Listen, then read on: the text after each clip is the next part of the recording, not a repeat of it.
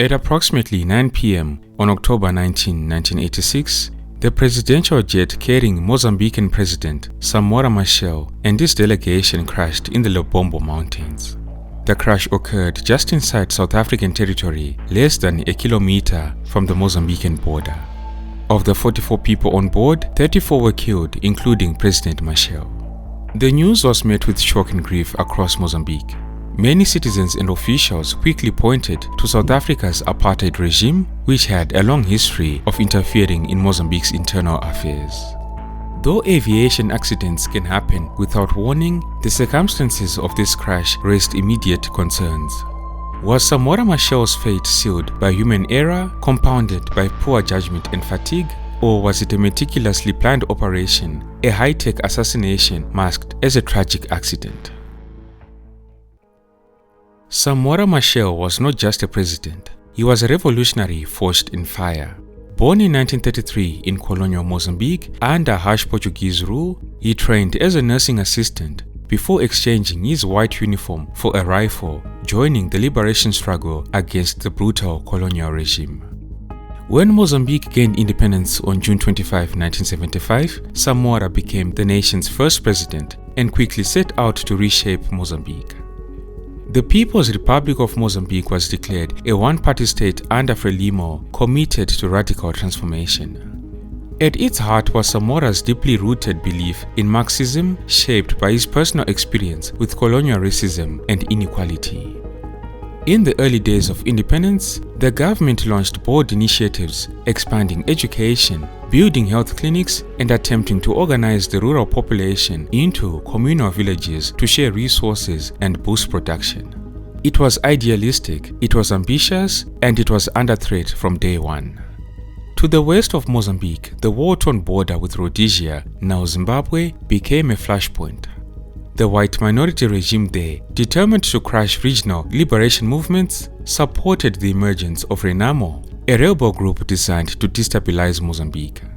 Renamo launched a series of brutal sabotage operations that undermined the state's efforts at nation building. When Zimbabwe gained independence in 1980, the torch of destabilization was passed to apartheid South Africa. South Africa's apartheid regime not only embraced Renamo, but actively built it up into a formidable force. They exploited local frustrations and resentment over Frelimo's policies, turning Mozambique's rural conflict into a full-scale proxy war. But the regime's hatred of Samora Machel ran deeper than strategy. He had become a symbol of African resistance. South African troops adopted his rallying cry, "A luta continua," as their own. His image adorned township walls, his speeches played in whispered defiance, with his vision inspiring a generation.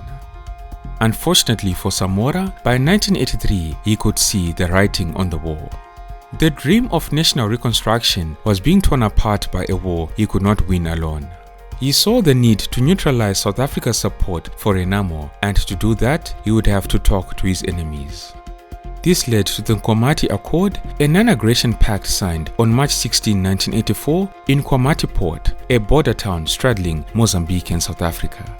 The terms of this accord was that South Africa would cease to support Renamo forces in Mozambique. In return, Mozambique would not allow the liberation movements such as the African National Congress and the Pan-African Congress to establish bases in Mozambique or to transport arms or personnel through Mozambican territory.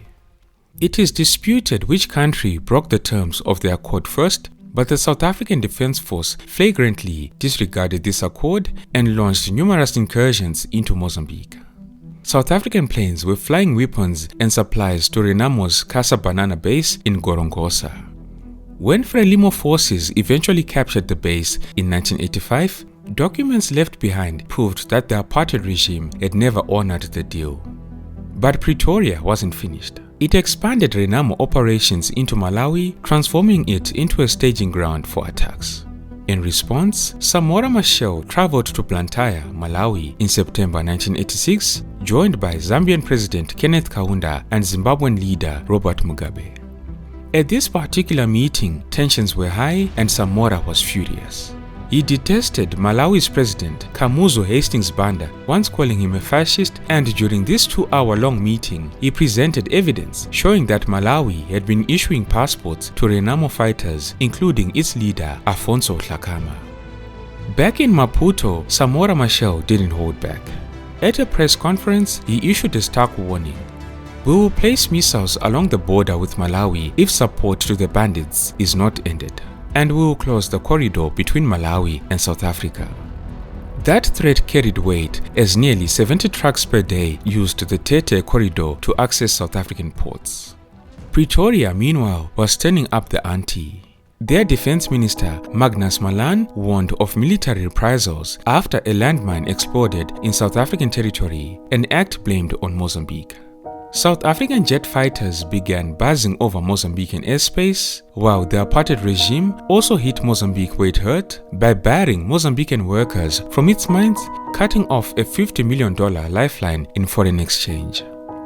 Meanwhile, South African state media joined the campaign, circulating rumors that Samora was losing control of his government. Some stories even falsely claimed he had fled Maputo to hide on nearby Inaka Island. Samora, however, was not just defiant, he was aware of the danger. In October 1986, just days before his death, the Mozambican government issued a warning. South Africa was planning to attack Maputo and install a puppet leader. Just a few days later, Samora Machel flew to Lusaka, Zambia, with his closest advisors to meet with Zambian President Kenneth Kaunda and Angola's José Eduardo dos Santos. The focus was finding a united front against South Africa's increasingly aggressive destabilization campaign in the region. As the summit wrapped up at sunset, Samora Machel faced a crucial decision. Standard protocol strictly forbade presidential flights after dark due to safety concerns, but Samora was determined to make the journey back to Maputo. Against the advice of his team, he insisted on flying home that night. And so, on the night of October 19, 1986, under a still and moonless sky, the Soviet-made Tupolev Tu-134, carrying Samora Machel and his entourage, crashed into the rugged hills of Mbuzini just inside South Africa. 34 people were killed on impact, including the president himself. The response from the South African authorities raised immediate suspicion. Despite the crash occurring within its territory, Pretoria failed to notify Maputo for hours. Instead, they passed along false information, initially claiming the crash had taken place in Natal, over 200 kilometers from the actual site. Even after Mozambique's Minister of Security reported the plane missing, there was no urgency. Nearly 10 hours after the crash, South Africa's Foreign Minister Pik Botha finally informed Mozambique's Interior Minister that President Samora Machel was dead, along with most of his delegation. In those crucial hours before informing the Mozambican authorities, South African security forces scoured the wreckage, collecting personal items and sensitive documents. When the Mozambican delegation finally arrived at the crash site later that afternoon, they were met with a grim scene. The bodies of the victims lay covered with sheets and military blankets, with Samora's remains already placed in a sealed plastic bag and a coffin. In the immediate aftermath of the crash, South Africa's apartheid regime wasted no time distancing itself from any responsibility. Minister Botha blamed the disaster on pilot error. He even claimed traces of alcohol had been found in the blood of the Soviet flight crew. But this narrative quickly came under scrutiny. Rumors circulated that the crew lacked experience, despite the fact that the plane's captain, Yuri Novodran, was a seasoned aviator who had flown into Maputo more than 70 times, often at night. Adding to the suspicion, the black boxes were only handed over by South African authorities nearly a month after the crash. The black box data that was eventually analyzed showed something startling. The pilots believed they were following Maputo's VOR signal, the primary navigation beacon guiding aircraft to the capital. Yet they were in fact flying straight into the Lebombo Mountains, more than 80 kilometers off course. Anyways, in the days following the plane crash, South Africa and Mozambique agreed to form an international commission of inquiry with the oversight of the International Civil Aviation Organization. South Africa, as a state where the crash occurred, would lead the investigation. Mozambique as a country of registry and operator, and the Soviet Union as the aircraft manufacturer would participate. In line with these procedures, South Africa established the Mago Commission headed by Judge Cecil Mago. But the process quickly turned sour. Mozambique and the Soviet Union withdrew, accusing South Africa of refusing to treat them as equal partners in the investigation. The Mago Commission's final report was as controversial as its proceedings. The Commission concluded that the Tupolev Tu-134 was in perfect mechanical condition, the navigation systems were fully operational, and that there was no evidence of sabotage. The crash, the Commission said, was the result of pilot error. The Mago Commission said this: the pilots were trying to follow a navigation signal that helps planes find the airport. But instead of picking up the signal from Maputo Airport, they accidentally followed a signal from a similar radio beacon located near Lebombo, inside South Africa. Because of this mistake, they thought they were close to the airport and started lowering the plane. But they were actually flying toward the mountain in the dark and with bad visibility. The plane crashed because the pilots didn't realize they were in the wrong place and didn't follow safety warnings from the plane's systems. But not everyone accepted this conclusion.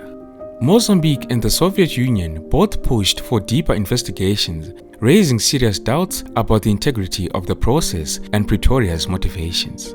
This led to one of the most enduring theories surrounding Samora's death.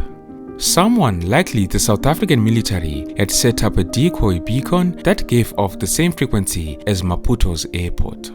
This tricked the pilots into thinking they were on the correct flight path, but they were actually being led away from Maputo and straight toward dangerous mountains. These two countries believed that this was a deliberate act of sabotage designed to bring down the plane. Testimony years later would breathe new life into this theory. In 1997, at the hearings of South Africa's Truth and Reconciliation Commission, the TRC, one Colonel João Onwana, a Mozambican Air Force commander and expert witness, directly challenged the Mago Commission's conclusions. Colonel Onwana and other Mozambican officials were convinced that the signal that guided the aircraft did not originate from Maputo. The plane, they concluded, had been lured into its doom by a rogue VOR beacon possibly installed on a mobile platform near Mbuzini, a tool the South African military was known to possess. The possibility of internal betrayal also haunted the investigation. While no names were mentioned publicly, whispers spread within Mozambique that certain officials, uncomfortable with Samora's uncompromising leadership and growing isolation, may have collaborated with foreign agents. The official verdict remained unchanged. The crash was ruled an accident caused by the crew's decision to attempt a visual landing at night in poor conditions without adhering to instrument protocol. Then, in 2016, France declassified intelligence files related to the crash. In those files, French analysts concluded that negligence at the highest levels contributed to the disaster. The files mentioned warnings issued to Samora about the plane's condition, discrepancies in the Soviet pilot's pre-flight procedures, and urgent advice for the president to avoid traveling in that aircraft, warnings that were reportedly ignored. However, for many in Mozambique and throughout Africa, doubts persist. They do not accept that Samora Machel's death was a mere accident. Rather, they believe he was deliberately brought down. Thank you all for tuning in. This has been Tatenda for African Biographics. Until next time, cheers. Have a good one.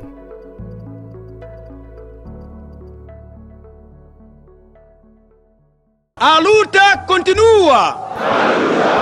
A luta continua! Contra o quê? Against what?